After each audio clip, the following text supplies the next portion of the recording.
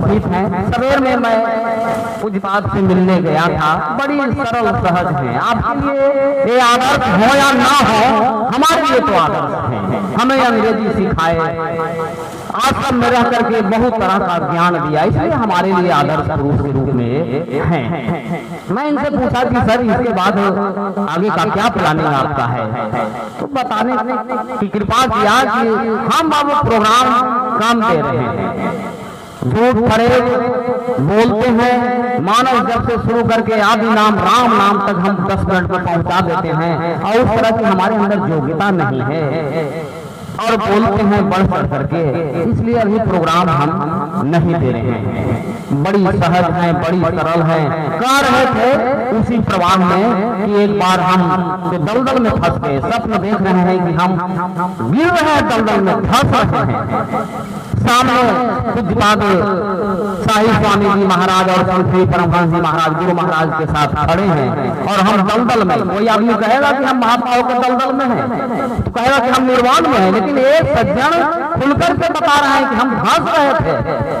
गुरु महाराज और शाही स्वामी जी महाराज और संत श्री जी महाराज ने उस दलदल से हमें खींचा और आशीर्वाद गुरु महाराज ने दिया कि जाओ, जो तुम आज दलदल में फंस रहे हो, एक ऐसा समय आएगा तुम विश्व के देशों में जाकर के इस ज्ञान की पताका को फहराओगे। आज वो स्थिति इनके सामने समक्ष है। तो मैं अब विशेष क्या बोलूं, पूज्यपाद के ही मुखारविंद से हम लोग सुने समझें और अपने जीवन को कल्याणमय बनाएं। श्री सद्गुरु महाराज जी की जय।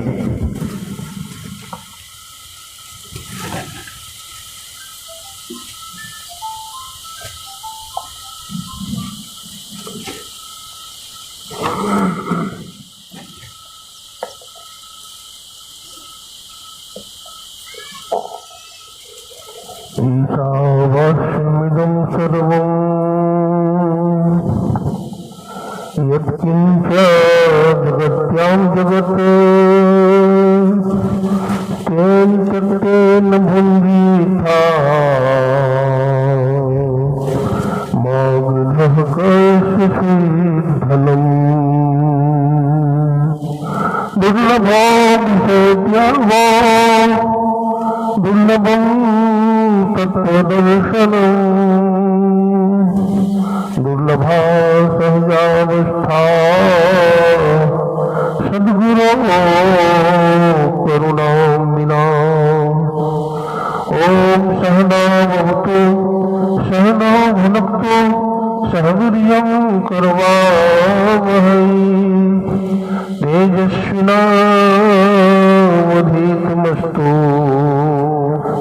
मा विद्विषावहै। ओम शांति शांति शांति। बोलिए प्रेम से श्री सद्गुरु महाराज की जय।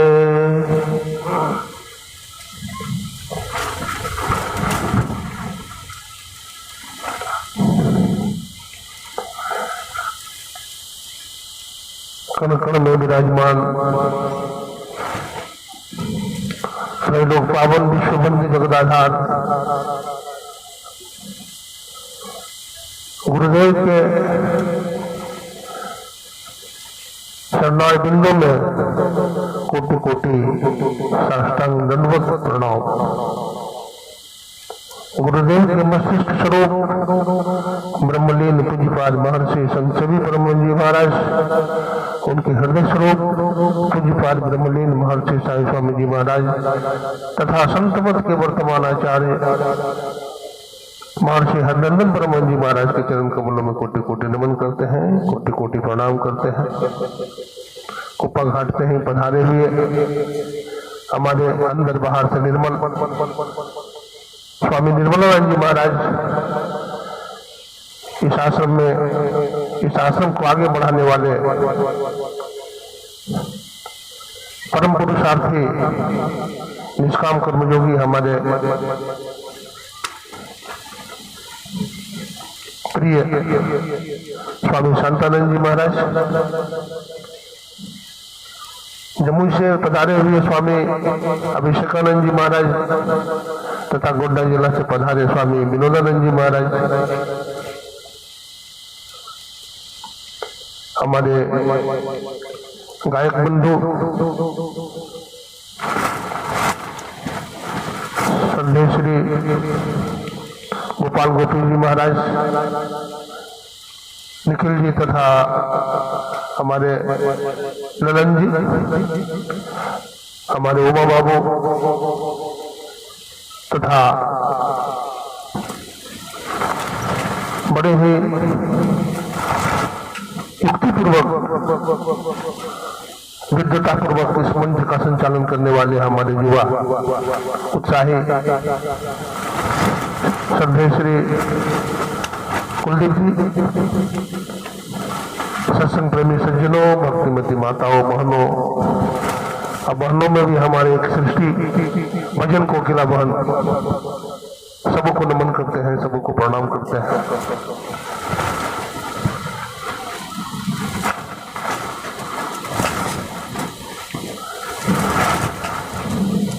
संसार का हर जीव आज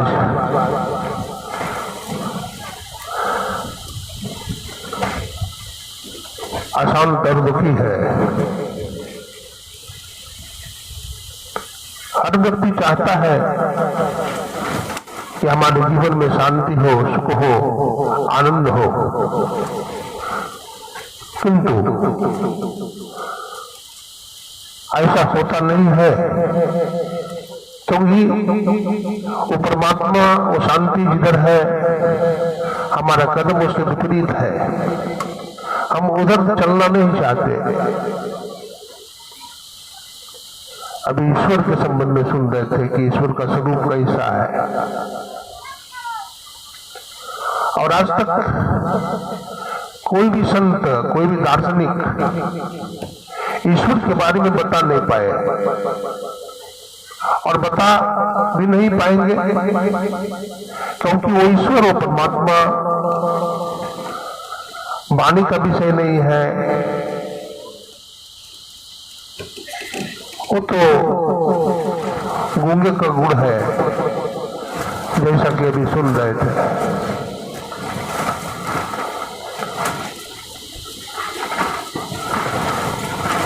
हमारे गुरुदेव ने कहा, ईश्वर के पास जाने में 3 बाधा है। क्या है? घटतम प्रकाश व शब्द पत्र जीव पर है छा रहे, कर दृष्टि अरुध्वनि योग साधन ये हटाना चाहिए। हमारे ऊपर 3 पर्दा है। बोलिए प्रेम से श्री सदगुरु महाराज की। पवन देव भी दर्शन करने के लिए आए हैं, सूर्य देव भी दर्शन तो कर ही रहे हैं।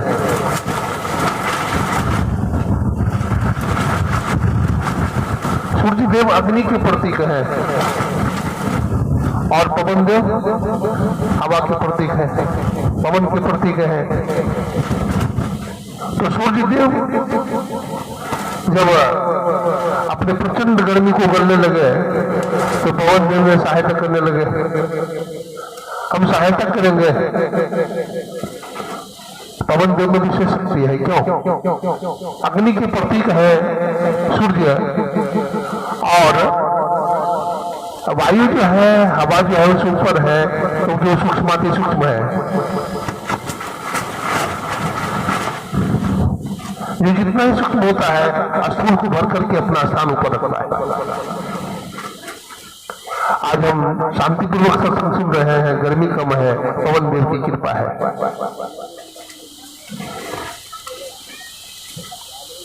तो हमारे ऊपर पर्दा क्या है, जरा विचार करें। अंधकार का पर्दा है। जब आंख बंद करते हैं तो हम क्या देखते हैं? अंधेरा। और आप ये नहीं बता सकते हैं कितना दूर तक अंधेरा है। काला पहाड़ की तरह दिखता है, अंधेरा ही अंधेरा।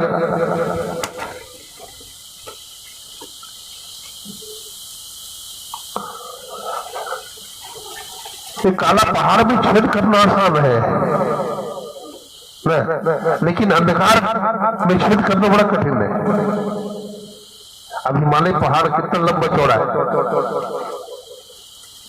उसमें छेद करना आसान है, लेकिन अंधकार मंडल को फाड़ना, उसमें छेद करना बड़ा कठिन है। मूसा ने कहा मैंने अपनी दृष्टि को बंद किया तो हमारे सामने काला पहाड़ आया, अंधकार चकनाचूर हो गया। हमारे सामने बिंदु आया, बिंदु चकनाचूर हो गया। हमारे सामने चांद आया, चांद चकनाचूर हो गया। हमारे सामने सूर्य आया, सूर्य चकनाचूर हो गया। एक भयंकर स्फोट हुआ, एक भयंकर शब्द हुआ और शब्द निशब्द में लीन हो गया। हमारे गुरुदेव कहते हैं अंधकार का पर्दा है, प्रकाश का पर्दा है और शब्द का पर्दा है।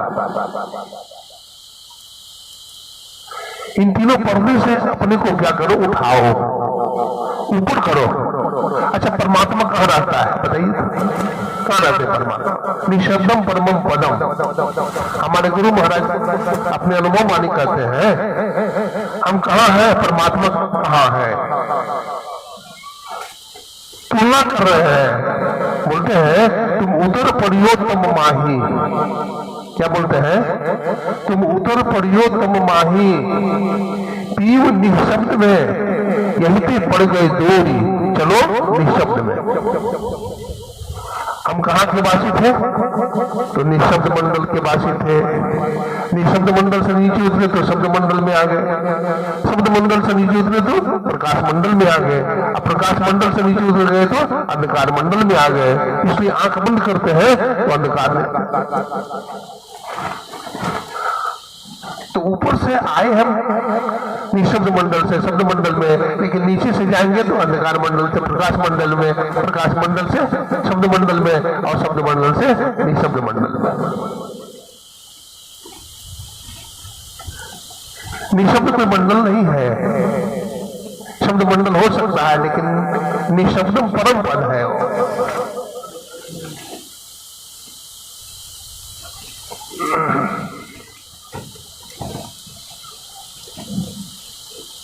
इसके लिए ध्यान करना होता है। हमारा वेद भगवान ने ईश्वर के संबंध में बताया, कर्म इंद्रियों के माध्यम से, ज्ञान इंद्रियों के माध्यम से और चार अंतःकरण मनोबुद्धि चित्त अहंकार के माध्यम से ईश्वर को जानना एक झूठी खेल करना है। वो तो इंद्रियातीत है और वो चेतन आत्मा के द्वारा ग्रहण करने में समर्थ है। जैसे आप अपना रूप देखना चाहते हैं तो क्या करते हैं? दर्पण में देखते हैं। ठीक उसी प्रकार से परमात्मा को देखना चाहते हैं, कबीर साहब कहते हैं सत्य पुरुष की आरसी संतन ही देह, लखा जो चाहे अलग को कहते इन्हीं में लकीले। अगर आप ईश्वर को देखना चाहते हैं, किसी चेहरा को देखना चाहते हैं तो दर्पण को उठाते हैं, दर्पण में देखते हैं। ठीक उसी प्रकार से परमात्मा को देखना चाहते हैं तो संत में परमात्मा दिखाई पड़ेंगे आपको। आप उनका दर्शन कीजिए, उनसे दीक्षा लीजिए और जो ध्यान साधना बतला देते हैं वो कीजिए, आपको अवश्य परमात्मा मिलेंगे। जैसे दो भाग हाइड्रोजन और एक भाग ऑक्सीजन को मिलाने से जल बनता है, जिसको H2O बोलते हैं। दो भाग पोटासियम क्लोराइड, एक भाग मैग्नीज डाइऑक्साइड के मिश्रण को कड़े कांच की परख नली में लेकर के बर्नर से गर्म करते हैं तो निकास नली होता हुआ गैस घाट में गैस जमा हो जाता है, जलती संठी ले जाते हैं, भक्त से जल जाती है तो हम समझते हैं ऑक्सीजन गैस तैयार हो गया है।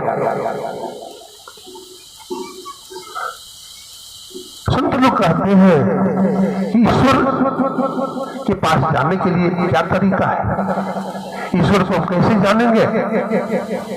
तो हमारे परमानंद गुरुदेव कहते हैं जानोगे एक बिंद का दूरबीन हो, दूरबीन क्या करे, पिंड में ब्रह्मांड दरस हो, बाहर में क्या फिरे।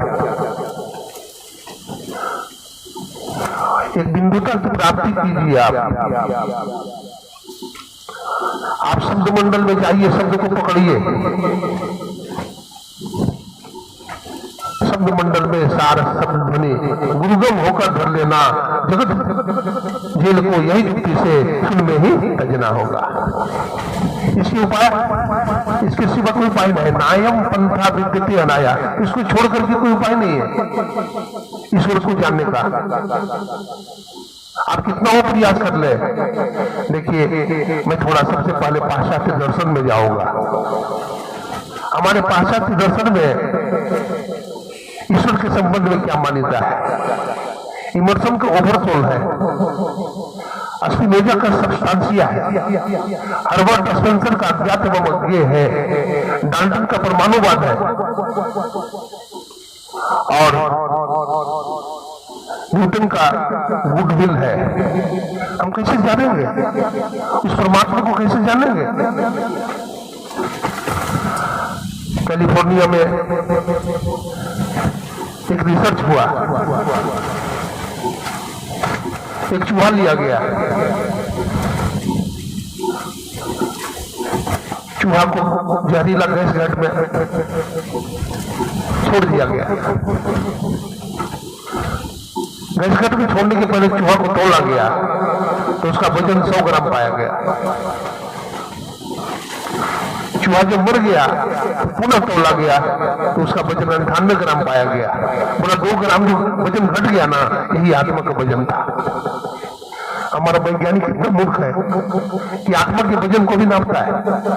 मैंने साइंस में पढ़ा था, हवा रंगहीन, गंधहीन और स्वादहीन गैस है।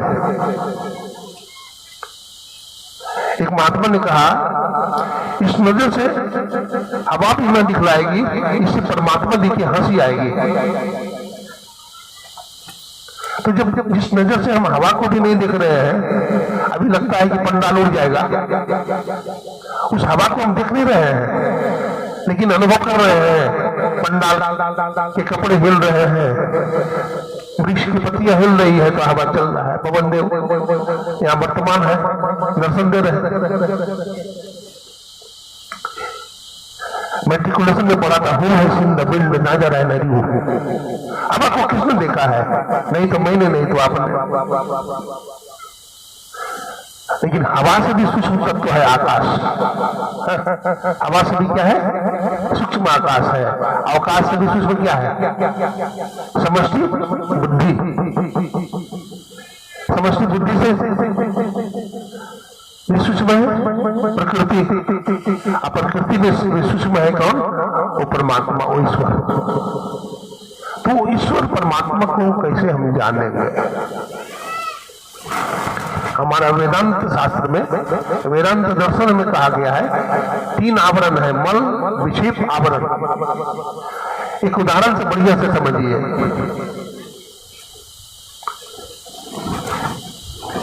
गंगा जी की धार बह रही है, ठीक है, बढ़िया समझिए, और बातचीत नहीं कीजिए कृपा, क्योंकि बातचीत करेंगे तो आप समझ नहीं पाएंगे। इससे बिल्कुल स्थिर होकर के, अभी हमारे स्वामी निर्मलानंद जी महाराज कितना युक्ति से समझा रहे थे, बहुत बढ़िया से समझा रहे थे। आप लोग बिल्कुल स्थिर रहिए। पवन देव भी स्थिर हो गए। मैं क्या कह रहा था? गंगा जी की धारा रही है, प्रवाह।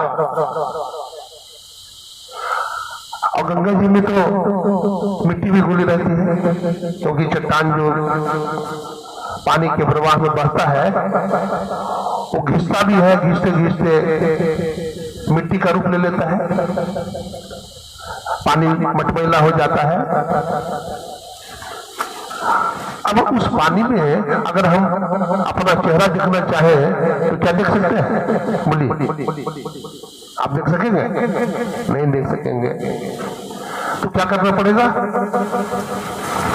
पानी को छानना पड़ेगा, है ना? पानी को छानना पड़ेगा। लेकिन पानी को छान लेने के बाद भी अगर उस पानी में अपना चेहरा देखना चाहेंगे तो आप देखेंगे? नहीं देखेंगे। क्यों? पानी में गति है। पानी में क्या है? करंट है, गति है। इसलिए तब भी आप चेहरा को नहीं देख पाएंगे। अगर आपको चेहरा देखना ही है तो क्या करेंगे? पानी को स्थिर कर दीजिए, लेकिन पानी को स्थिर करने के बाद भी आप चेहरा नहीं देख पाइएगा, क्योंकि उसके ऊपर घास है, शैवाल घास छाया हुआ है। हमारे वेदांत दर्शन कहते हैं जल में जो मिट्टी घुली हुई है ये मल दोष है। क्या है? मल दोष है। पानी की चंचलता क्या है? ये भी विक्षेप है, ये विक्षेप है। पानी चंचल है, इसलिए उस जल में अपना चेहरा नहीं देख सकते। और पानी अगर स्थिर हो भी जाता है तो ऊपर में घास है।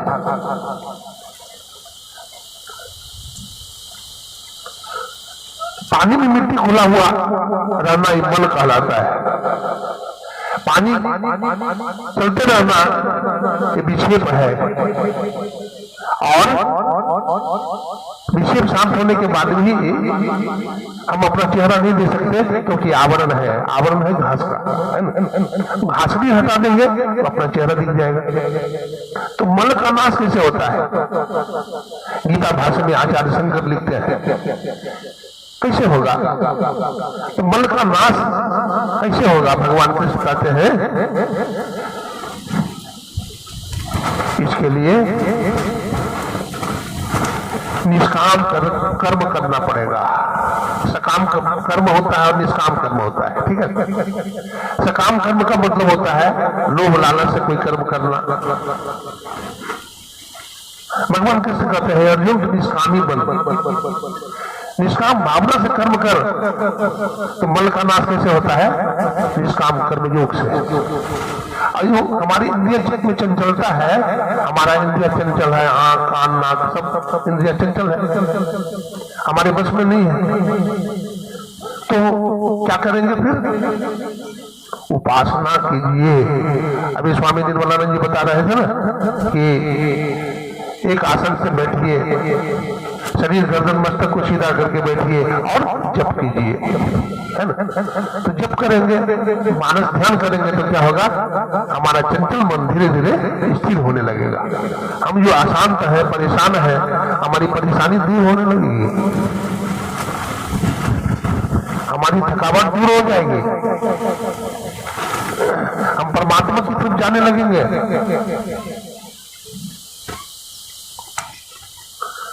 और फिर वो जो शैवाल घास आवरण है, आवरण दोष है। श्वेता शत्रुपनिषद में आया है रीति ज्ञानात् न मुक्ति, ज्ञान के बिना मुक्ति संभव नहीं है, ज्ञान के बिना मुक्ति संभव नहीं है। तो ये तो पाश्चात्य दर्शन वाले लोग बोलते हैं। हमारे भारतीय दर्शन की क्या मान्यता है ईश्वर के संबंध में?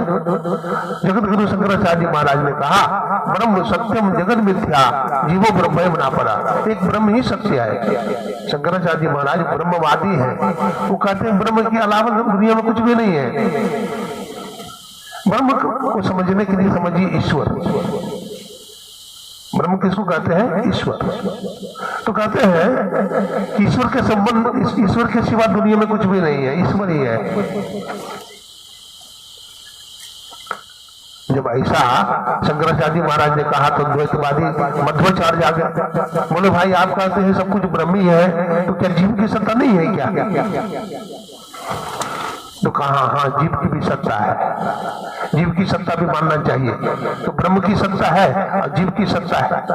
दयानंद स्वामी आ गए, कहा ब्रह्म की सत्ता मानते हो, जीव की सत्ता मानते हो, तो माया की सत्ता नहीं है क्या? प्रकृति की सत्ता नहीं है क्या? बोला हाँ वो भी है। तो त्रैतवाद हो गया। आचार्य रामानुज आ गए, विशिष्टाद्वैतवाद हो गया। और महात्मा लोग आ गए तो शुद्धाद्वैतवाद हो गया, द्वैताद्वैतवाद हो गया, अनेक वाद विवाद खड़े हो गए। लेकिन सबका मानना है वो ब्रह्म है, वो ईश्वर है। ये आस्तिक दर्शन कहलाते हैं। नास्तिक 3 दर्शन माने जाते हैं, बौद्ध, जैन और चारवाक। बौद्ध की मान्यता है ना, वो निर्वाण को मानते हैं, वो निर्वाण को मानते हैं। और हमारे जैन दर्शन में भगवान महावीर क्या कहते हैं? उनका श्यादवाद है। वो क्या बोलते हैं?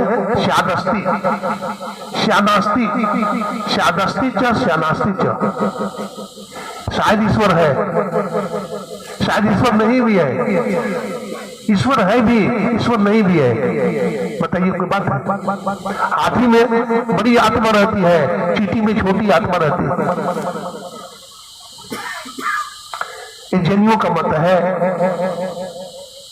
और एक दर्शन है चारवाक।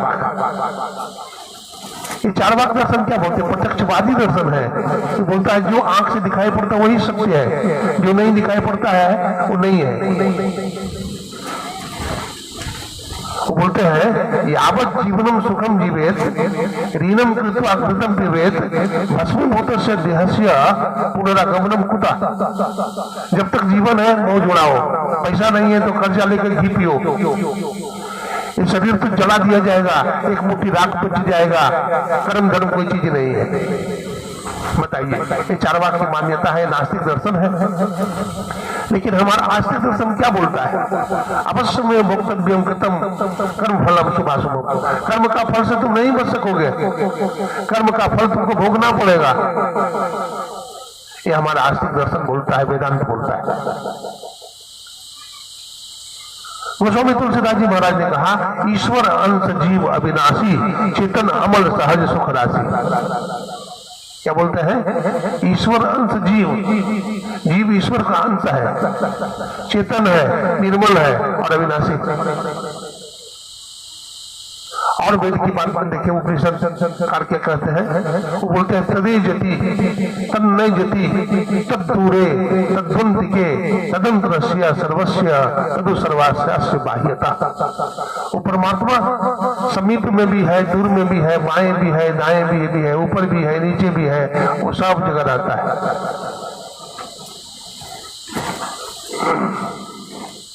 वो स्वामी जी कहते हैं हरि व्यापक सर्वत्र समाना प्रेम से प्रकट हो ही मैं जाना। हरि सर्व जगह व्यापक है, सब जगह रहते हैं, वो प्रेम से प्रकट हो जाते हैं। प्रबल प्रेम के पाले पड़कर प्रभु को नियम बदलते देखा, खुद का मान टले टल जाए पर भक्त का मान न टलते देखा। गोकुल के गोरस पे सौ बार में चलते देखा, प्रबल प्रेम के पाले पड़कर प्रभु को नियम बदलते देखा। भगवान भक्त के लिए नियम भी बदल देते हैं। तो वो ईश्वर परमात्मा प्रेम से मिलते हैं। सतयुग में हुए प्रहलाद जी महाराज, सतयुग में प्रहलाद जी महाराज हुए। और हिरण्यकशिपु उनके पिता का नाम तो बड़ा नास्तिक था, वो कहता था हम ही भगवान है। प्रहलाद जी महाराज उनका बेटा थे, एकलौता बेटा, पढ़ने के लिए भेजा उनको। कहाँ? गुरुकुल में, एक मास्टर साहब के पास। हमारा बेटा को पढ़ाइए, विद्वान बना दीजिए। मास्टर साहब पढ़ाते थे। हाँ, मास्टर साहब क्या पढ़ाते थे? बोलो प्रहलाद, स से सरसी। तो प्रहलाद जी बोलते गुरुदेव स से सरसी नहीं, स से सत्संग। पढ़ाते थे भ से भालू। प्रहलाद जी कहते भ से भालू नहीं, भ से भगवान। बोलता अरे ये तो छोटा नहीं, बड़ा खोटा है, ये तो भ से भगवान बोलता है। वो नहीं माना, अपने पिताजी को भगवान नहीं माना। बोला आप भगवान नहीं हो, हमारा नारायण भगवान है। मास्टर को भी बहुत डांटा फटकारा, लेकिन तो भी अपना चाल नहीं छोड़ा। वक्ता की चाल निराली, वक्त की चाल निराली होती है। हंस बगुला के साथ रह करके भी अपना हंसत्व तो नहीं छोड़ता है। हंस को दे दीजिए दूध और पानी मिला करके तो दूध पी जाएगा, पानी छोड़ देगा। जो सत्संगी है और कोई सत्संगी नहीं है, उनका संग भी हो गया तो भी अपने रास्ता को नहीं छोड़ते हैं।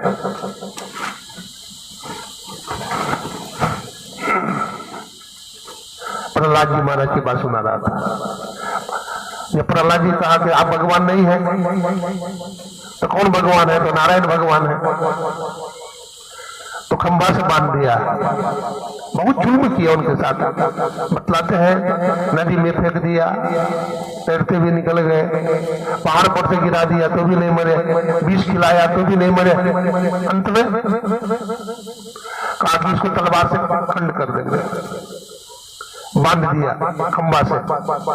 बोले बोल प्रहलाद तुम्हारे भगवान कहाँ है? बोले सब जगह। क्या देखते हैं प्रहलाद जी महाराज? एक चींटी है। अब वो जो खंबा है ना, लाल एकदम अग्नि में अग्नि निकल रही है, चिंगारी निकल रही है। तो एक चींटी को देखा ना प्रहलाद जी, तो उनको विश्वास हो गया कि अरे प्रभु की कैसी कृपा है, ये चींटी भी नहीं जल रही है। तो प्रहलाद जी कह देते हैं हाँ सब जगह है। तो और गुस्सा आ गया हिरण्यकशिपु को। तलवार उसके हाथ में थी, उन्होंने खंबा पर मारा धड़ाम से। एक कवि ने लिखा, हिरणाकुश जुल्म कमाया, प्रहलाद जी को बहुत सताया, आया नरसिंह खंब गया फट रे, आया नरसिंह खंब गया फट रे, तेरे संकट जाएंगे कट रे, मन सीताराम सीताराम जप रे, मन राधे श्याम रट रे, मन गुरु नाम जप रे, तेरे संकट जाएंगे कट रे। अनेकों कथाएं हैं, जब जब भी भक्त के ऊपर संकट आया है तो भगवान ने रक्षा किया है।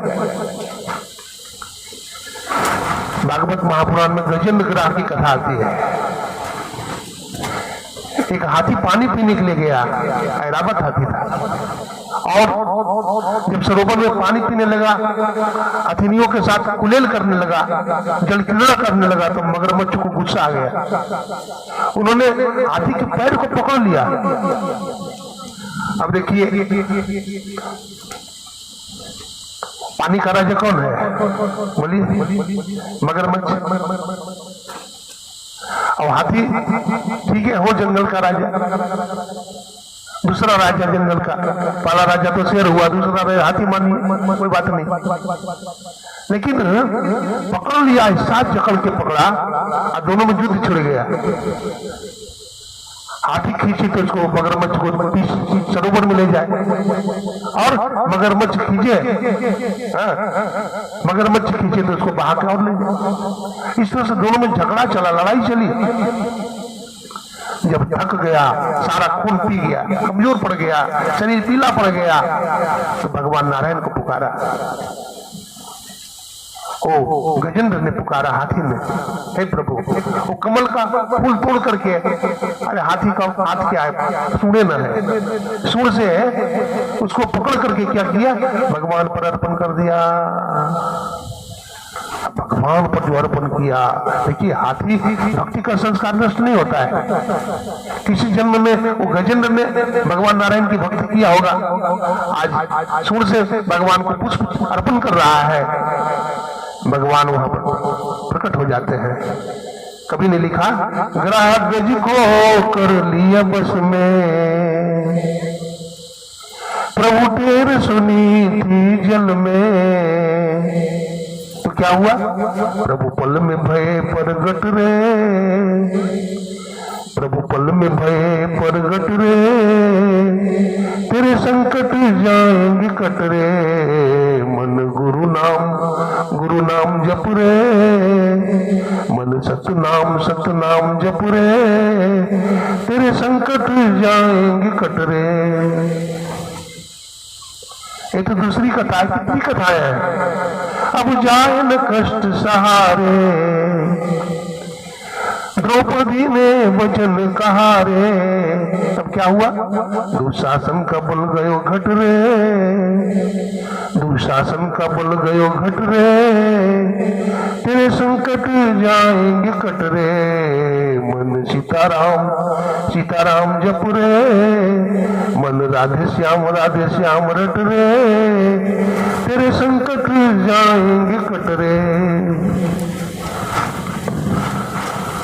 10,000 हाथी का बल रखने वाला दुशासन साड़ी को खींचा, लेकिन खींच पाया, थक गया, थक करके चकनाचूर हो गया, गिर गया, द्रौपदी मैया की लाज बच गई। तो भगवान कबीर साहब कहते हैं, सदगुरु की महिमा अनंत, अनंत किया उपकार, लोचन अनंत उघारिया, अनंत दिखावना। तो ईश्वर परमात्मा कैसे है? ईश्वर परमात्मा के संबंध में तो कहा गया है कि ईश्वर परमात्मा निर्गुण है, निराकार है।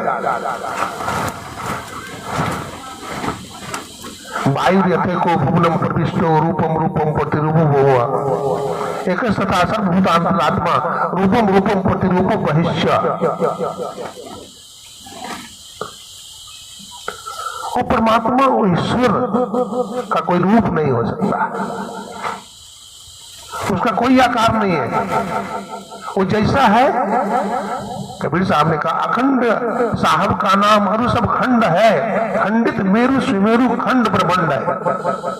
वो साहब कैसा है तो कहते अखंड है, और संसार कैसा है तो खंड है।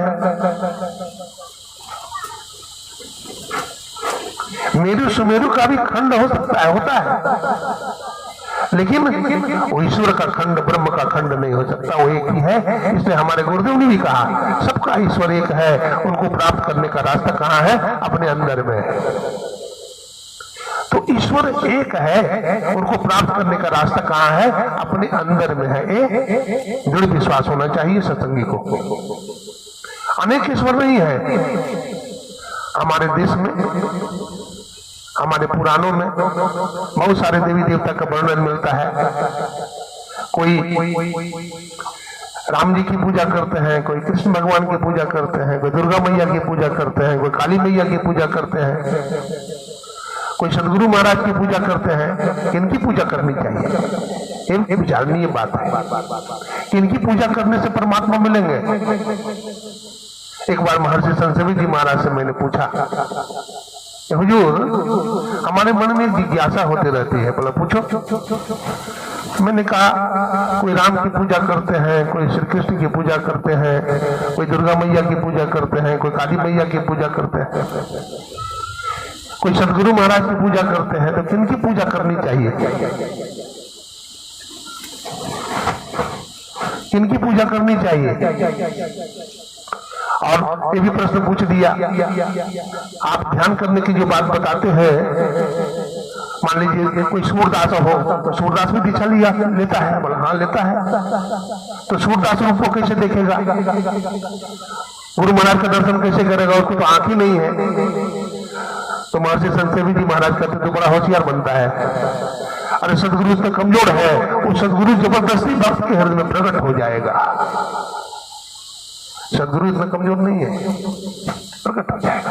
अंग संग हर वक्त रहता, प्रकट हो आता नहीं, हो रहे हैरान सागिल, जल्द दिखलाता नहीं। तो ईश्वर परमात्मा कहाँ है? अपने अंदर में है, और एक ही है वो अनेक नहीं हो सकता। इसी के लिए संत महात्मा बतलाते हैं कि सबसे पहले उसके लिए क्या करना चाहिए? संयम से रहना चाहिए, पंच पाप नहीं करना चाहिए। देखिए परमात्मा कितना पवित्र है ना, गंदा संदा आदमी को परमात्मा मिलेंगे? नहीं मिलेंगे। इसलिए गुरु महाराज ने कहा, व्यभिचार, चोरी, नशा, हिंसा, झूठ तजना चाहिए, ये पंच पाप नहीं कीजिए, इससे अपने आप को बचाइए। गुरुदेव ने कहा, जो कोई निजघट रस चाहो तो अपने को पंच पाप से हरदम को बचाओ। एक झूठ नशा है, दूसर तीसर नारी पर के हो, चौथी चोरी, पंचम हिंसा, दिल से अलगा हो। जो कोई निजघट रस चाहो तो अपने को पंच पाप से हरदम को बचाओ।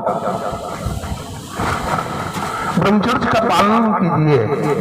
आसन नहीं जमता है, क्यों? आसन कैसे जमेगा?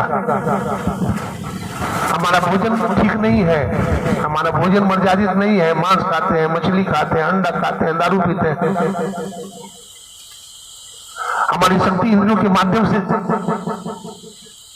निकल रही है बाहर। अपनी शक्ति को एकाग्र कीजिए, ब्रह्मचर्य का पालन कीजिए। शुद्ध सतोगुण भोजन कीजिए, बोलते हैं ना, जैसा खाए अन्न वैसा होवे मन, जैसा पीवे पानी वैसा बोले वाणी। तो पवित्र भोजन कीजिए आप। देखिए आजकल भोजन में भी पता नहीं चलता है कि पार्टी का भोजन है कि साधक का भोजन है। बहुत नमक डालते हैं, बहुत मरीच डालते हैं, मसाला डालते हैं। वो भोजन हम करेंगे तो भोजन बनेगा? नहीं बनेगा। अगर कोई 6 घंटा बैठ करके धरती पर ध्यान करता है और 1 घंटा मेला ठेला में घूम लेता है तो उसका ध्यान कपूर हो जाएगा, उड़ जाएगा, नहीं रहेगा। इसलिए साधक को बहुत सावधान रहने की जरूरत है। जैसे तैसे जिंदगी नहीं बिताना है। ये मानव का जीवन केवल खाने सोने के लिए नहीं मिला है, बल्कि ईश्वर को प्राप्त करने के लिए मिला है। हमारे गुरु महाराज में कितना संयम था।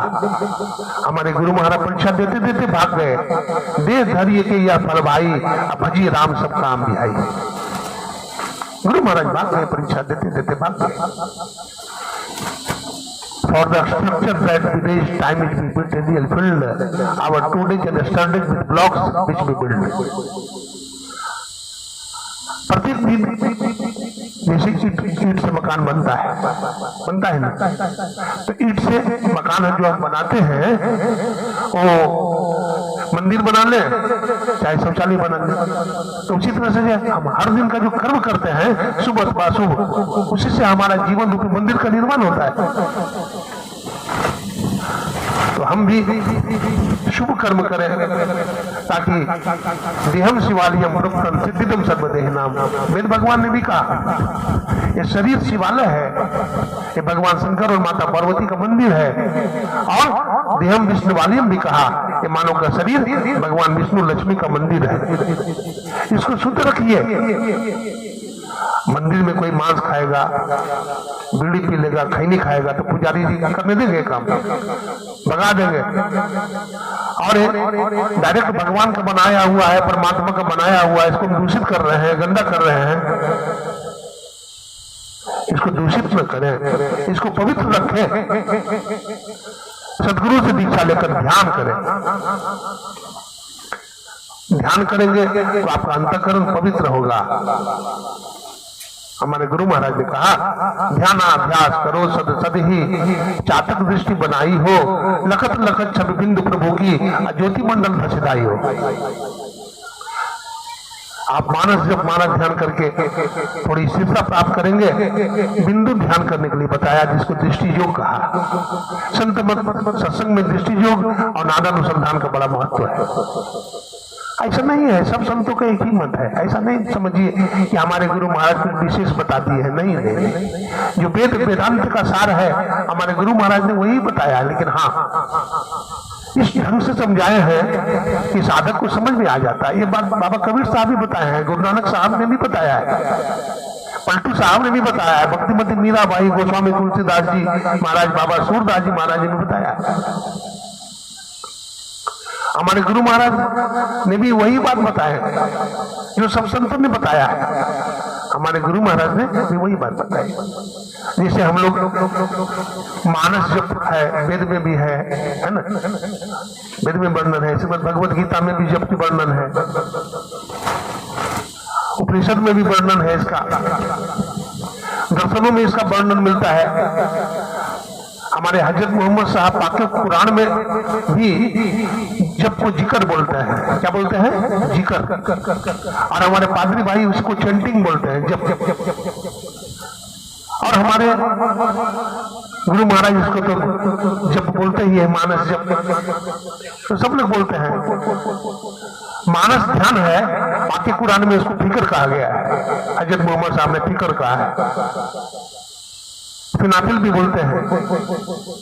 उसके बाद फिर दृष्टि साधन को बाकी कुरान में शक्ल नसीरा कहा गया है।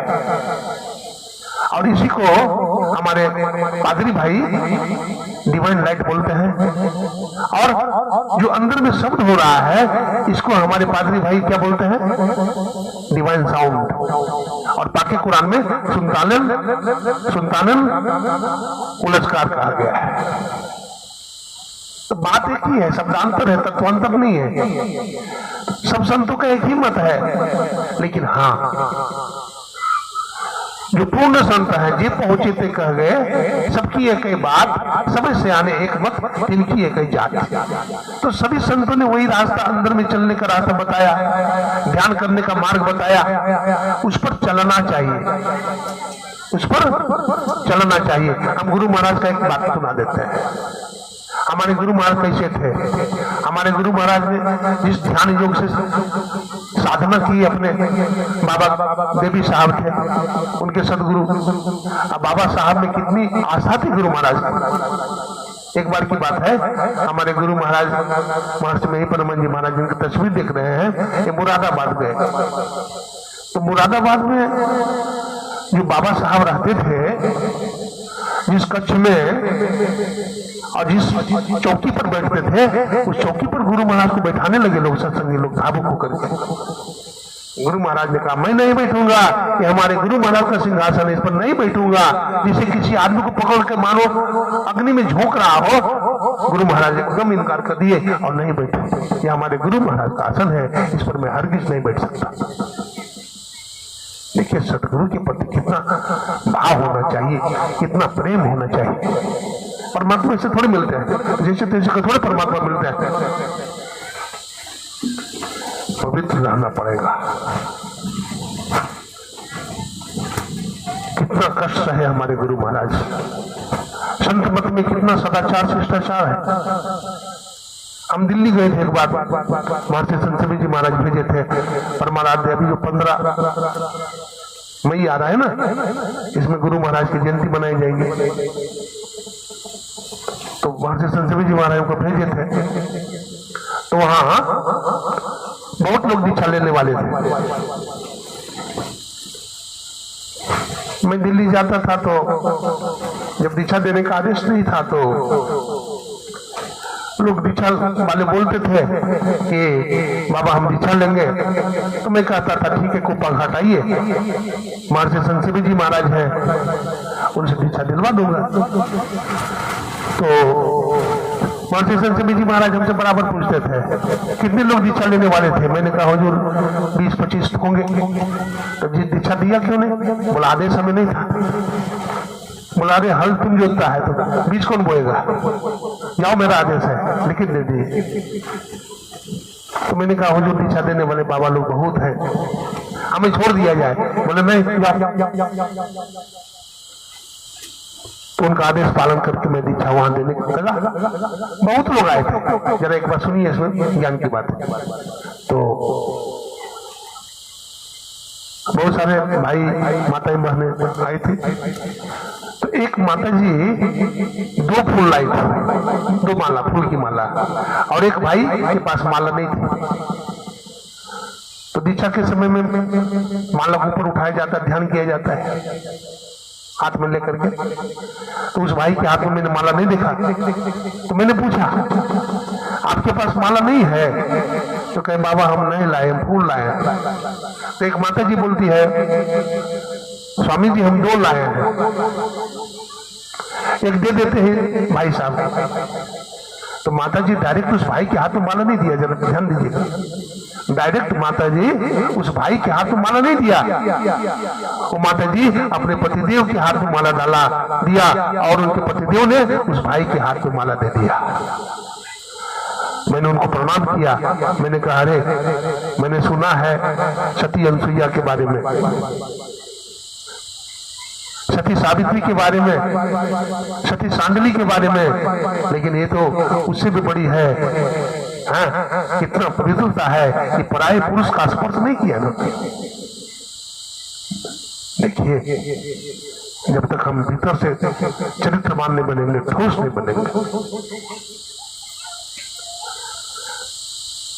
ध्यानी नहीं बनेंगे, हमें कोई बचा नहीं सकता, कोई नहीं बचा सकता। अरे विदेशों में तो देखो भाई, मत कहिए, ऐसे ऐसे होटलों में मांस खाते हैं, जानते हैं? थाईलैंड में मैंने देखा सांप का अचार, बताओ, डोसा का अचार, बिच्छू का अचार, बताओ, चमगादड़ का मांस कैसे कैसे खाते हैं लोग, कितना कीड़े मकोड़े खाते हैं, दारू पीते हैं, लड़कियां दारू पीती हैं। अब तो भारत में भी प्रचलन हो गया। आप कैसे परमात्मा को प्राप्त करेंगे? हमारा भगवान राम को देखिए, मर्यादा पुरुषोत्तम हुए। भगवान राम बतलाते हैं, जब मैया जानकी का हरण हो गया तो उनको कोई अनुष्ठान करना था, तो बिना धर्मपत्नी का अनुष्ठान कैसे होगा? तो कहा कि आप दूसरा विवाह कीजिए। भगवान राम ने कहा खबरदार, मैं दूसरा विवाह नहीं करूंगा।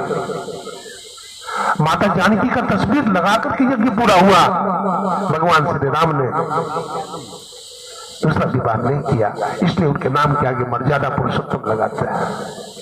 हाँ?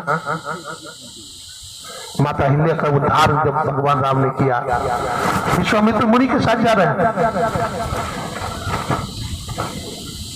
भगवान राम ने सुंदर शिला को पड़ा हुआ देखा। पूछते हैं, गुरुदेव सुंदर शिला पड़ी है, कैसे शिला पड़ी है? विश्वामित्र मुनि कहते, राम ये वही पाटनी है, ये वही व्यभिचारिणी नारी है जो अपने पति को ठगती रही थी। इसके पति ने साफ देकर के इसको पत्थर की शिला बना दिया है गौतम ऋषि ने। इस पापने की तरफ कोई नहीं देखता, राम तू इसे बार बार क्यों देखता है? कहा गुरुदेव हमारा यही स्वभाव है कि जिसकी तरफ कोई नहीं देखता उसकी तरफ राम देखता है। बेटा राम तू इसका उद्धार कर, तू बड़ा दयालु है।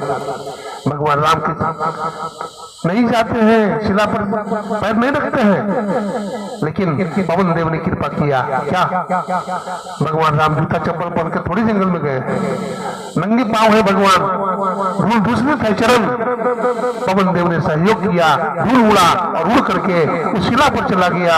माता हिल्या चेतन हो गई और भगवान की सुंदर स्तुति किया है। हमारा देश भारत कितना महान है। सती सावित्री ने अपने मृतक पति किया, देखिए माताओं का आंचल माथे पर नहीं है, सब आंचल रखो माथे पर। बोलिए प्रेम से श्री सद्गुरु। हमारी भारतीय दर्शन है, हमारा ऋषि मुनियों का देश है, सतियों जतियों का देश है, इसलिए माताओं का मस्तक ढका होना चाहिए। पति की सेवा कीजिए, पातिव्रत धर्म का पालन कीजिए। और हमारे भाई के लिए कोई नियम नहीं है क्या है? एक पत्नीव्रत धर्म का पालन कीजिए आप, जैसे भगवान राम ने एक पत्नीव्रत धर्म का पालन किया, आप पतिव्रत धर्म का पालन कीजिए। हमारे देश में पुनः राम राज्य आएगा। भगवान राम के समय में ताले बुलते नहीं लगाते थे, सतयुग में नहीं लगता था ताले, लेकिन अब ताले लगाते हैं और ताले भी तोड़ देते हैं लोग। ऐसा क्यों हुआ? क्योंकि हमने धर्म को छोड़ दिया। श्रुति कहती है धर्मो रक्षिता रक्षिता धर्मो हंति हंता। जो धर्म की रक्षा करेगा तो धर्म उसकी रक्षा करेगी, जो धर्म को छोड़ देगा तो धर्म भी उसे छोड़ देगा। सच्ची घटना है, द्वापर युग की घटना है। एक आदमी ने जमीन बेचा, ठीक है, दूसरा आदमी ने खरीद लिया। अब जब हल जोता तो उसमें 7 घड़ा निकला, हीरा भरा हुआ था। वो रातों रात आदमी पहुंचा उस व्यक्ति के पास जिससे जमीन खरीदा था। दरवाजा खटखटाया, बोला महाराज इतने रात में आए? बोला हाँ, मैंने आपसे जमीन खरीदा। हल चलाया तो उसमें 7 घड़े निकले, उसमें हीरे भरे हुए थे। आपकी है, लीजिए। मैंने जमीन का पैसा दिया था, हीरा का पैसा नहीं दिया था। बोला नहीं नहीं, इसमें जो कुछ निकल जाए ये आपका है महाराज, ये आपका है। कैसा झुकता है। लेकिन आज हम क्या करते हैं? लूट लेते हैं, हड़प लेते हैं। 2 ग्रंथ है, एक रामायण है, दूसरा महाभारत है। रामायण प्रेम और सौहार्द का ग्रंथ है, महाभारत राज्य के लिए युद्ध हुआ। बाहरे भाई भगवान राम बोलते हैं भरत राजा बनेगा, भरत बोलते हैं राम जी राजा बनेंगे। कितना प्रेम है।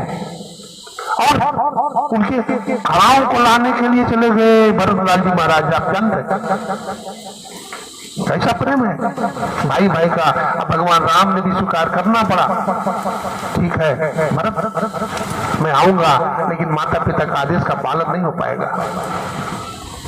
पुत्रवती युवती जग सोई, रघुपति भगति जासु सुत होई। वो माता बड़ी भाग्यशाली है जिसका पुत्र राम का भक्त। अब देखिए माथा पर कड़ाऊ लेकर के जाते हैं भरतलाल जी महाराज कि देखो भरत मैं नहीं जा सकता, मैं पिता माता का आदेश का पालन करूंगा। ठीक है हमारा खड़ाऊ ले जाओ, तुम इसे रख देना सिंहासन पर और तुम राज्य चलाना। भरत जी मान जाते हैं। कितना प्रेम है भाई भाई का। लक्ष्मण जी और श्री राम का कितना प्रेम है, आज उन सारी बातों को भूल गए। देखिए जब लक्ष्मण जी महाराज रोने लगे, जब राम भगवान माता जानकी वन को जाने लगी रोने लगे। जब रोने लगे तो माता सुमित्रा पूछती है बेटा लक्ष्मण क्या बात है, क्यों रोता है? तो माँ भैया राम जानकी वन को जा रहे हैं, मैं भी जाऊंगा माँ। तो बेटा मना कौन करता है, तो मैं जाऊं ना, मैं मना करती हूँ क्या? रोती क्यों हो?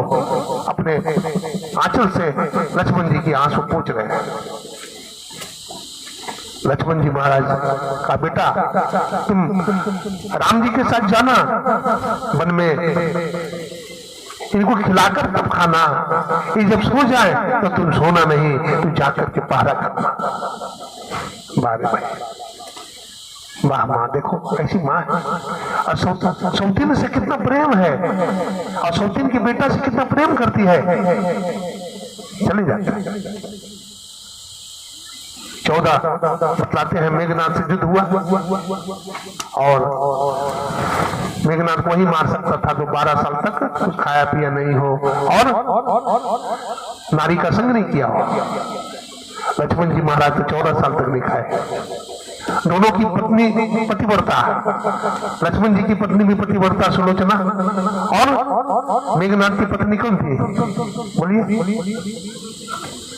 मेघनाथ की पत्नी सुलोचना और लक्ष्मण जी की पत्नी उर्मिला, है ना, दोनों पतिव्रता नारी। देखिए लेकिन लक्ष्मण जी विशेष थे, है ना, लंबी कथा है मैं उधर नहीं जाऊंगा, इसलिए मारा लक्ष्मण जी महाराज मेघनाथ। मेघनाथ भी बड़ा तपस्वी था। भाई भाई का प्रेम देखिए। लक्ष्मण जी जब रो रहे थे, भगवान श्री राम माता जानकी वन को जा रहे थे, लक्ष्मण जी महाराज को नहीं ले जाना चाहते थे राम जानकी। कहीं अपनी माँ से पूछो जाकर के, आदेश देगी तब ले जाऊंगा। लक्ष्मण जी महाराज आदेश लेने के लिए पहुंचे हुए हैं। कहते माँ राम जी ने कहा है कि अपनी माँ से आशीर्वाद ले आओ। तो माता सुमित्रा बोलती है तुम्हारी माँ तो जानकी है और तुम्हारे पिता राम है, हमसे पूछने क्या आया है? तो माता जी मैं ये पूछने आया हूँ कि हमारे वास्तविक माता पिता कौन है, ये मैं जानने के लिए आया हूँ। तो कहा देखो बेटा ऐसे समझ, माँ तो ये भी कह रही है कि तू वन में जाना, राम जी को खिला करके, राम जानकी को खिलाकर तब खाना, वो जब सो जाए तो तू सोना नहीं, जाकर के पहरा करना, हमारे दूध को ले जाना, बस ये बात भी बोल रही है। और दूसरी तरफ ये भी बोल रही है कि तुम्हारी माँ जानकी है, तुम्हारे पिता श्री राम जी है, ये तो और बात हो गई। तो कहा नहीं बेटा ऐसे समझ जैसे कोई गोपाल है, दूध निकाल रहा है, ठीक है, बहुत सारे ग्राहक आए हैं, बहुत सारे ग्राहक आए हैं, बाप दूध निकाल रहा है तो बेटा से कहता है बेटा इस ग्राहक को कमंडल का दूध दे दे, इस ग्राहक को बाल्टी का दूध दे दे, इस ग्राहक को लोटे का दूध दे दे। बेटा दूध न तो कमंडल का है, दूध न तो लोटा का है, दूध न तो बाल्टी की है, दूध तो गाय की है, इस बर्तन में रखी गई है, इसलिए इसका सब नाम जुड़ गया है। बेटा तुम पुत्र तो राम जानकी के ही हो, लेकिन हमारे पेट में 9 महीना तक रहे हो, इसलिए तुम्हारे साथ हमारा नाम जुड़ गया है। लक्ष्मण जी ने जगत से प्रेम नहीं किया, जगदीश से प्रेम किया, उस परमात्मा से प्रेम किया और लक्ष्मण जी सुखी हो गए। दुनिया वाले लोगों मेरे भाई बहनों, हम भी अगर उस मालिक परमात्मा से प्रेम करेंगे तो हमारा जीवन भी धन्य हो जाएगा। हम जगत से प्रेम नहीं करके उस शक्ति से प्रेम करें, उस परमात्मा से प्रेम करें। इसी के संबंध में हमारे हजरत मोहम्मद साहब ने कभी कहा, ला इलाहा इल्लल्लाह मुहम्मदुर रसूलुल्लाह अलैहि वसल्लम। उस अल्लाह के सिवा दूसरा माबूद मानने योग्य नहीं है। देखिए, एक ही अल्लाह ताला को मानते हैं हमारे मुसलमान भाई। अब 5 वक्त नमाज पढ़ते हैं, ट्रेन में नमाज पढ़ने लगते हैं। रमजान का समय था, ईद, एक मुसलमान भाई को मोदी खाने का दुकान था, बहुत ग्राहक आए थे। लेकिन जब नमाज पढ़ने का समय आ गया तो हाथ जोड़ लिया, बोला आज देखिए हमारा रमजान है, नमाज पढ़ने का समय हो गया है, इसलिए मैं अभी सामान नहीं दे पाऊंगा, माफ करें। दुकान बंद कर दिया। कितना अपने धर्म के प्रति आस्था है। ट्रेन में भी नमाज पढ़ते हैं। हमें भी गुरु महाराज के शिष्य हैं और गुरु महाराज का शिष्य होने के नाते जनवरी महीना में देखते हैं, 1 जनवरी में बहुत लोग कुप्पा घाट आ जाते हैं। बड़ा आश्चर्य होता है, अच्छे परिवार के लोग, आदर्श परिवार के लोग आते हैं। मैं पूछता हूँ आप कहाँ हैं? तो कुप्पा घाट। बाबा मैं कहीं घूमने नहीं जाती हूँ, मैं पिकनिक मनाने के लिए नहीं जाती हूँ, मैं गुरुद्वारा आता हूँ कुप्पा घाट में, यहाँ मुझे बहुत शांति मिलती है, हमारे बाल बच्चे को अच्छा शिक्षा मिलती है। देखिए कितना ऊंचा ज्ञान। बहुत लोग भटकते हैं कब्रिस्तानों में, देवी देवताओं को पूछते फिरते हैं और उनको पता नहीं है कि गुरु महाराज कौन है। अगर ये बात पता चल जाए कि गुरु महाराज साक्षात परमात्मा थे और इस धरती पर उतरे थे, बतलाते हैं, क्या बोलते हैं, हाँ, गुरु नानक साहब का जहाँ है, क्या बोलते हैं, हाँ, अमृतसर, वहां पर लोग वहां का मिट्टी ले जाते हैं। अब मिट्टी लेते लेते कुआं बन गया, मिट्टी लेते लेते कुआं बन गया है। और हमारा जो गुरु निवास है गुरु महाराज का कुप्पा घाट में, वहाँ सीमेंटेड है, पत्थर का है। अगर वहाँ मिट्टी लेने की बात होती ना तो वहाँ पाताल बन गया होता। हाँ, वहाँ पाताल बन गया होता, कुआं क्या। ऐसे हमारे गुरु महाराज थे। और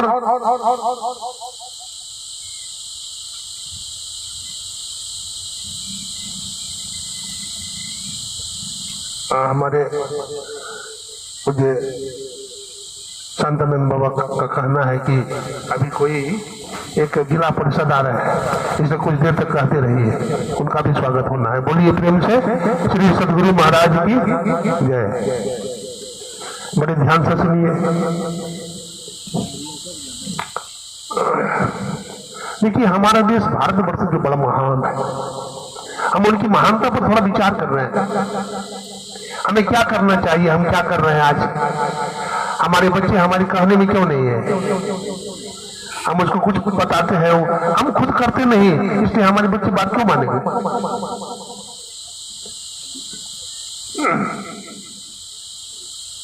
सबरी के वट जटायु अहिल्यादि के पास पहुंचे स्वयं छोड़कर के अवध। यह घटनाएं सच तो भरोसा हमें, यह घटनाएं सच तो भरोसा हमें। एक न एक दिन हुआ करके मिल जाएंगे, इसलिए आस छोड़े कभी न कभी। माता सबरी को विश्वास है कि भगवान श्री राम जरूर आएंगे, क्योंकि हमारे गुरुदेव मतंग ऋषि ने कहा है। केवट को कितना विश्वास है, भगवान श्री राम को केवट पार करता है ना।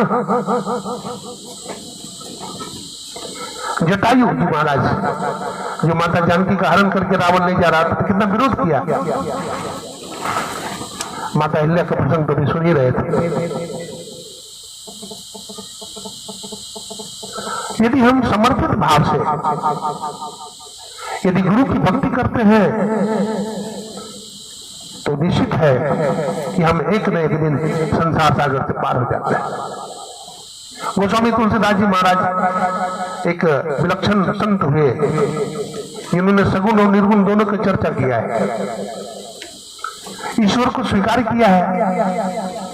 वो कहते हैं नाम के अक्षर चौगुण किए, आप 5 मिलाए के 2 गुण कीजिए और शेष भरे, जो शेष बच जाए उसको उर्मी धर लीजिए।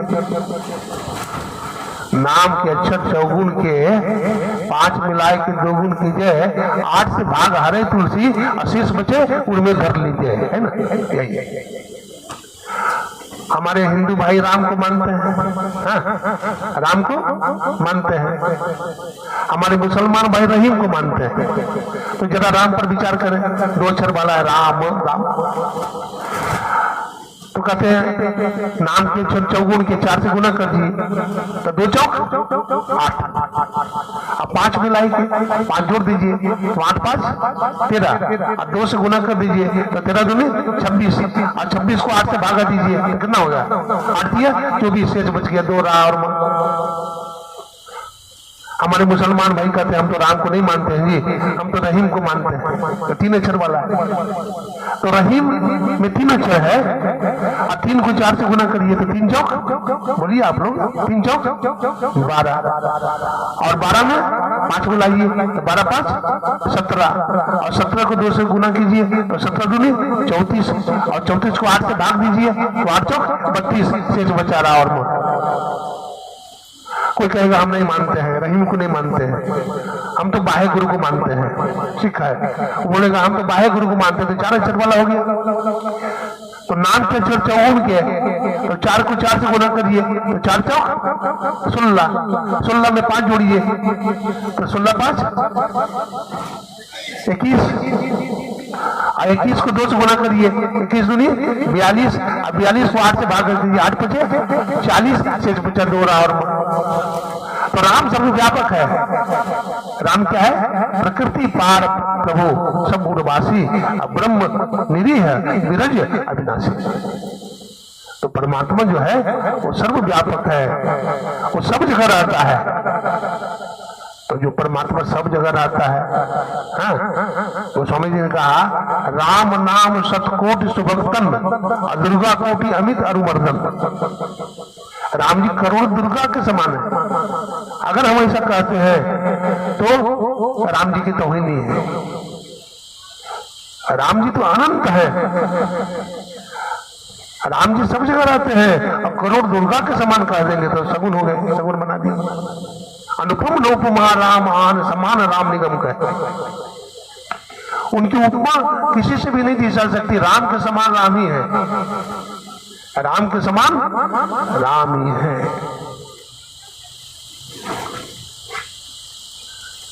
तो ऐसे जो राम सर्वव्यापक है, सब जगह रहते हैं, इनकी प्राप्ति हम कैसे करेंगे? तो इसी के लिए आप बहुत सारी बात सुन रहे थे, मानस जप की बात, मानस ध्यान की बात, और दृष्टि साधन की बात भी सुन रहे थे। दृष्टि साधन पर ही थोड़ा विचार करेंगे हम लोग अभी। दृष्टि योग है, क्या है? दृष्टि योग। आप लोग चंचल हो रहे हैं, थोड़ा सा बैठिए, है ना, बातचीत नहीं कीजिए, बिल्कुल इस रोके बैठिए तो लाभ मिलेगा। दृष्टि योग है, दृष्टि माने देखने की शक्ति, और योग माने मिलाना। तो देखने की शक्ति कहाँ है? आंख में है, आंख से देखते हैं, आंख से ही रूप का ज्ञान होता है।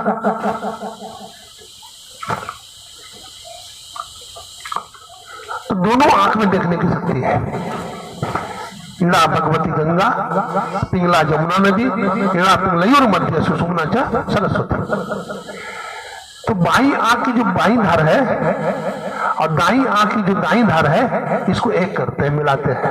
हमारे गुरु महाराज ने कहा दोनों नजर जोड़ के एक नोक बना के अंतर में देख, सुन सुन अंतर में देखना, निस्तन में खोज सज्जन, बाहर में खोजना, है ना। अभी हमारे गोपाल गोपी जी और हमारे भजन कोकिला सृष्टि बढ़ने की जरूरत है। उनका भजन सुनेंगे तो आपका मन एकाग्र हो जाएगा। चलिए उनका भी नंबर आ जाएगा। हमारे गोपाल गोपी भाई बैठे हुए हैं, उनके साथी हमारे नाम में भूल जाता हूँ, निखिल जी देखो बैठे हुए हैं, उनके साथी ढोलक प्रसाद करने वाले भी बैठे हैं, उनका नंबर भी आ रहा है। बोलिए प्रेम से श्री सदगुरु। हाँ, तो दृष्टि योग सुन रहे थे आप लोग। तो दृष्टि योग में हम क्या करते हैं, दोनों दृष्टि की धार को जोड़ते हैं, और यही बात हमारे गुरु महाराज भी कर रहे हैं।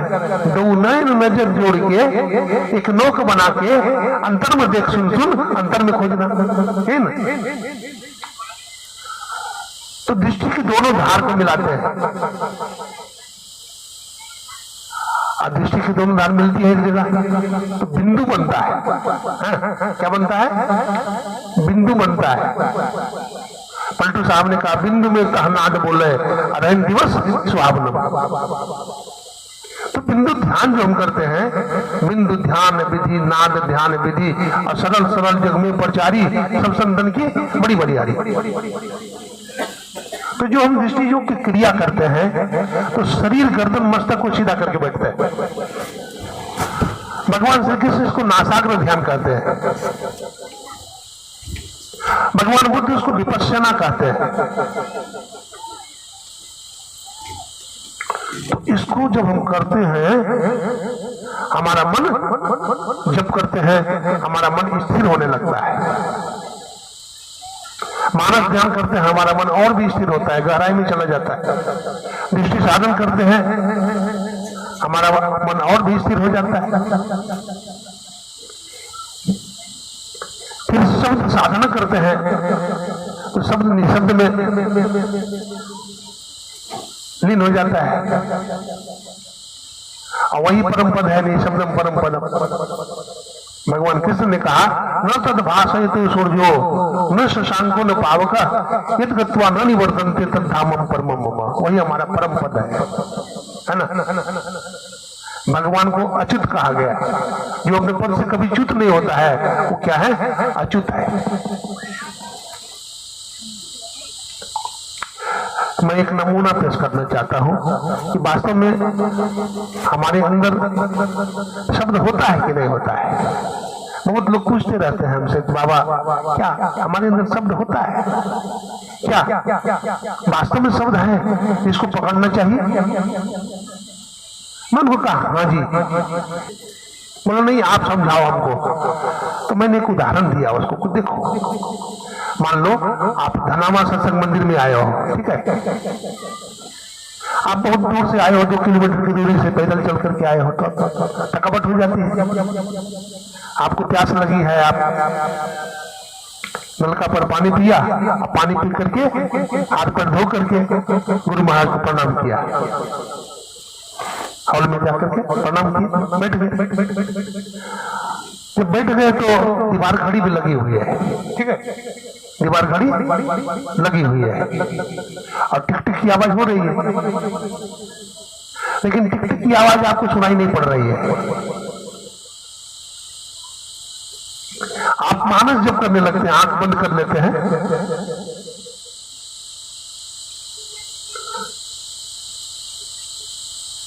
आप मानस ध्यान करने लगते हैं, तो फिर आपको घड़ी की टिक टिक की आवाज सुनाई पड़ने लगती है। देखिए पहले सुनाई नहीं पड़ी क्योंकि हमारा मन चंचल था, लेकिन जैसे ही मन थोड़ा स्थिर हुआ तो दीवार घड़ी की टिक टिक की आवाज सुनाई पड़ने लगी। मन और भी एकाग्र हो गया, दृष्टि साधन करने लगे, तो शरीर में जो रक्त संचार होता है, ब्लड सर्कुलेशन होता है, उसकी धड़कन सुनाई पड़ने लगी।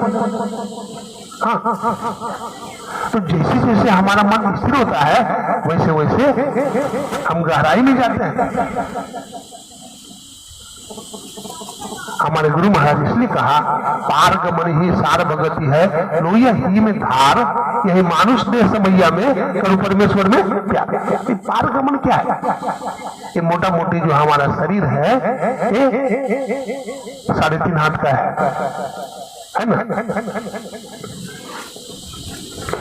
पंच तत्व का बना हुआ है, सप्त धातु इसमें है ना। इसमें जो मोटा मोटी शरीर है इसको स्थूल शरीर कहा गया है। स्थूल शरीर के भीतर एक सूक्ष्म शरीर है, सूक्ष्म सूक्ष्म शरीर के भीतर कारण शरीर है, कारण शरीर के भीतर महाकारण शरीर है, महाकारण शरीर के भीतर कैवल्य शरीर है, कैवल्य शरीर को चेतन शरीर भी कहते हैं। तो स्थूल सूक्ष्म कारण महाकारण जड़ शरीर है, कैवल्य शरीर चेतन शरीर है। इन दोनों शरीरों को पार करना होता है। गुरु महाराज लिखते हैं, क्या लिखते हैं, बड़ा सुंदर चौपाई है। निर्गुण सगुण के पार में सत असत हो के पार में, है ना। परमात्मा निर्गुण और सगुण के पार में है, सत और असत के भी पार में है। सर्वव्यापक है परमात्मा और सर्वव्यापकता के भी परे है। तो ऐसे जो परमात्मा है उनको हम कैसे पाएंगे? ये बिना ध्यान साधन का संभव नहीं है, बिना योग साधन का संभव नहीं है। इसलिए भगवान शंकर और ब्रह्मा जी का जहां संवाद है, देखिए वेद जो है ना हमारी माँ है। हम क्या पता हमारे पिता कौन है? पता है? नहीं है। तो माँ बोलती है ये तुम्हारे पिताजी हैं, तो माँ की बात पर विश्वास करते हैं? नहीं करते। माँ की बात पर पूरा भरोसा करते हैं कि नहीं ये हमारे पिताजी हैं। अब है कि नहीं है संदेह वाली बात है, लेकिन माँ की बात पर भरोसा करते हैं, विश्वास करते हैं, मान लेते हैं। जैसे बोलते हैं मान लिया ABC एक त्रिभुज है जिसमें AB बराबर BC BC बराबर AC, बोलते हैं ना, मान लिया। भक्ति जो हम करते हैं इसमें मानते हैं, श्रद्धा बढ़ती है, विश्वास। इसलिए गोस्वामी तुलसीदास जी का श्रद्धावान लभते ज्ञानम भगवान कृष्ण ने कहा, और गोस्वामी जी ने क्या कहा? पार्वती शंकरो वंदे श्रद्धा विश्वास रूपिणो। यदि पार्वती मैया श्रद्धा रूप है तो भगवान शिव विश्वास रूप है। यदि श्रद्धा भी करेंगे और विश्वास भी करेंगे तब बेड़ा पार होगा। अब श्रद्धा विश्वास में क्या अंतर है, जरा विचार करेंगे। किसको श्रद्धा कहते हैं और किसको विश्वास कहते हैं? सिखों के 5वें गुरु थे बाबा अर्जुन देव जी महाराज, ठीक है। सिख संप्रदाय के 5वें गुरु कौन थे? बाबा अर्जुन देव जी महाराज। तो एक नदी के किनारे वो तपस्या करते थे, साधन भजन करते थे। तो पंजाब में अकाल पड़ा था, भयंकर अकाल। अन्न के अभाव में लोग आदमी को मारकर खाने लगा। जंगली जानवर जब खत्म हो गए तो आदमी ही आदमी को मारने लगा, खाने लगा। त्राहिमाम मची है, लोग परेशान हो गए। तो सब लोग मिलकर के कहा कि भाई बड़े ही तपस्वी ज्ञानी महात्मा हैं बाबा अर्जुन देव जी, तो उनके पास चलना चाहिए, समस्या का समाधान होगा। सब गए वहां एकजुट होकर। अर्जुन देव जी महाराज ध्यान कर रहे थे, सब लोग घेर के बैठ गए। बाबा अर्जुन देव जी महाराज की समाधि जब खुली तो देखा लोग बैठे हुए हैं। तो पूछा उन्होंने, आप लोग किस प्रयोजन से आए हो? तो कहा महाराज आप जानते हैं पंजाब में भयंकर अकाल पड़ा है, अन्न के अभाव में जंगली जानवर को लोग मार करके खाते थे, जंगली जानवर भी खत्म हो गया है, अब आदमी आदमी को मार के खा रहा है। आप कृपा करें कि बारिश हो जाए। तो कहा बाबा अर्जुन संत तो दयालु होते हैं। गोस्वामी जी कहते हैं संत हृदय नवनीत समाना, कहा कभी पर कहे न जाना, निज प्रताप द्रवहि नवनीता, अपर दुख द्रवहि संत सुपुनीता। संत दूसरे के दुख से व्याकुल हो जाते हैं। वो कहा ठीक है, आप लोग कल छतरी लेकर के आना, सब मूसलाधार बारिश होगी। ठीक है गुरुदेव, प्रणाम करके सब चले गए। कल होकर के बहुत लोग आए, लेकिन छाता लेकर के कोई नहीं आया। आ तो गया लेकिन छाता लेकर के नहीं आया। सबने प्रणाम किया तो पूछा महाराज आप तो कहे थे कल मूसलाधार बारिश होगी, बारिश तो हुई नहीं। तो बाबा अर्जुन देव ने कहा, तुम आया तो सही, आना तुम्हारी श्रद्धा है, लेकिन छतरी लेकर के तुम आता तब ना वर्षा होती, इसलिए वर्षा नहीं हुई। कल फिर छतरी लेकर के आना। तो सब छतरी लेकर गए और रास्ते में मूसलाधार बारिश होने लगी, पानी इस क्यारी से उस क्यारी बहने लगा। तो संत की बात मान करके संत के पास जाना श्रद्धा है और छतरी लेकर के जाना विश्वास है। पार्वती शंकरो वंदे श्रद्धा विश्वास रूपिणो। पार्वती मैया श्रद्धा रूप है तो भगवान शिव विश्वास रूप है। तो श्रद्धा विश्वास करे।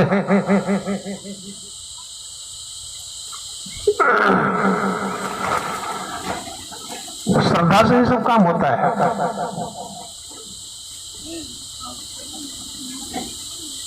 और श्रद्धा का जन्म भक्ति से होती है। ईश्वर के प्रति, वो ईश्वर परमात्मा को जानने के लिए हम लोग सत्संग सुनते हैं। क्या सुनते हैं? सत्संग। तो सत्संग सुनते हैं, गोस्वामी जी ने सुनने पर बल दिया है, सुनी समझ ही जन मुदित मन मज्ज ही अति अनुराग, तो लह चार फल अचित तनु साधु समाज पर्याग। सुनते हैं। अच्छा एक बात बताइए, परमात्मा जब हमारे अंदर प्रकट होता है तो कौन से इंद्रियों के माध्यम से प्रकट होता है, बता सकते हैं? कर्ण के माध्यम से। हाँ, कर्ण के माध्यम से ईश्वर हमारे हृदय में प्रवेश करते हैं। आज इतना ही सुनाया।